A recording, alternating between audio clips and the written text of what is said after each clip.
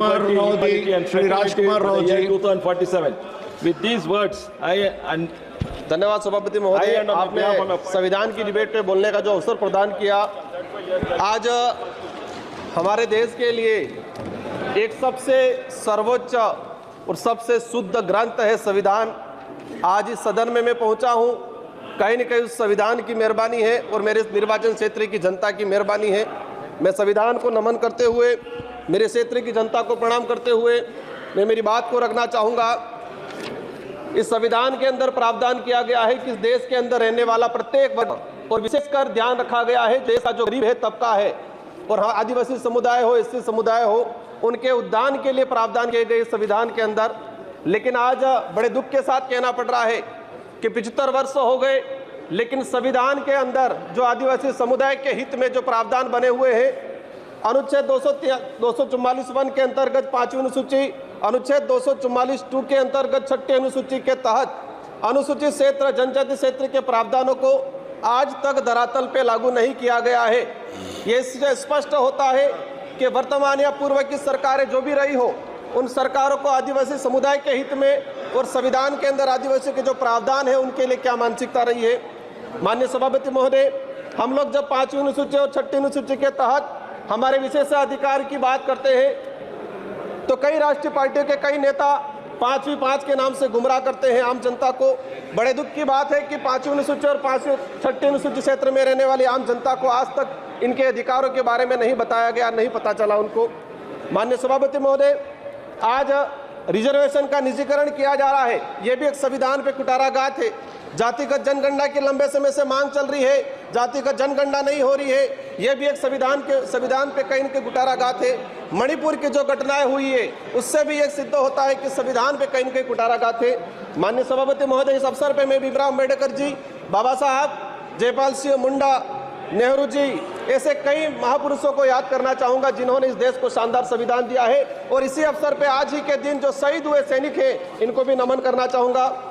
संविधान के प्रावधान के तहत पैसा एक्ट आया इस देश के अंदर, 1996 में पैसा एक्ट आया, आज 28 साल हो गए, लेकिन आज भी कई राज्यों में पैसा एक्ट के कानून नहीं बने हुए हैं। माननीय सभापति महोदय, पैसा एक्ट में प्रावधान है कि शेड्यूल एरिया के अंदर जो भी जमीन है, कोई भी उद्योगपति या कोई भी गवर्नमेंट लेती है तो उसको पैसा एक्ट की ग्राम सभा के तहत अनुमति लेना अनिवार्य है। लेकिन आदिवासी क्षेत्र के अंदर देखा गया है कि राष्ट्रहित के नाम से भूमि अधिग्रहण की जाती है, पैसा एक्ट को नजरअंदाज किया जाता है। हमने कई जगह देखा खनन के नाम पे पैसा एक्ट के तहत ग्राम सभा का बिना परमिशन के और लिया गया, कहते हैं राष्ट्रहित।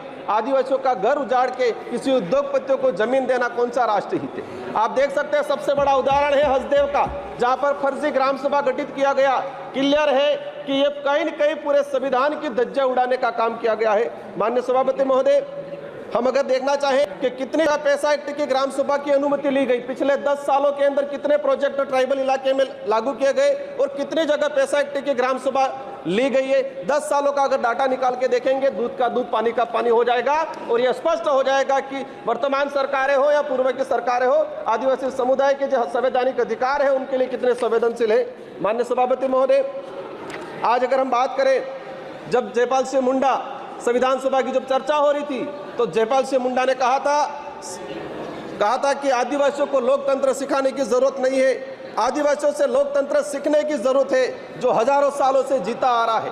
और ये मानना पड़ेगा कि संविधान निर्माताओं ने भी जब देखा गया कि आदिवासी समुदाय की गण व्यवस्था, गमेती पटेल मुखिया की व्यवस्था, उसी को कहीं न कहीं अडोप्ट किया गया है। लेकिन आज लोकतंत्र में जिस तरह से तानाशाही हो रही है, ये कहीं न कहीं आज आम जनता, आम गरीब के लिए दिक्कत है। जल जंगल जमीन आदिवासी जीवन का आधार है, ये बिरसा मुंडा जी और जयपाल सिंह मुंडा का कहना था, लेकिन आज उसी जल जंगल जमीन को उजाड़ा जा रहा है। माननीय सभापति महोदय, आदिवासी समुदाय को अपना अलग एक पहचान, पूर्वजों के त्याग बलिदान आधार पर आरक्षण का अधिकार मिला है। और देश की आज़ादी में अगर देखा जाए, सबसे अधिक अगर त्याग बलिदान दिया गया है तो आदिवासियों का त्याग बलिदान दिया गया है, लेकिन आज उसको नजरअंदाज किया जाता है। हाल ही राजस्थान की सरकार ने ST/ST की जमीन को गैर आदिवासियों के खरीद पर अनुमति देकर ST/ST के संवैधानिक अधिकारों पर कहीं न कहीं कुटाराघात किया है। माननीय सभापति महोदय, अनुच्छेद 243 ZC के प्रावधानों की धज्जियां उड़ाई जा रही है। आदिवासियों के संवैधानिक अधिकारों को लेकर सुप्रीम कोर्ट के कई जजमेंट आए। Samatha judgement 1997, Vedanta judgement 2013, Ramareddy versus state Andhra Pradesh 1998, Kailash बनाम महाराष्ट्र सरकार 11 जनवरी 2005। लेकिन आज तक इन सुप्रीम कोर्ट हाई कोर्ट के जो जजमेंट है वो आज तक लागू नहीं किए गए हैं। आप अपन निकाल के देखेंगे जितने भी जजमेंट आए ट्राइबल इलाके के हित को लेके आज तक उनको लागू नहीं किया गया है।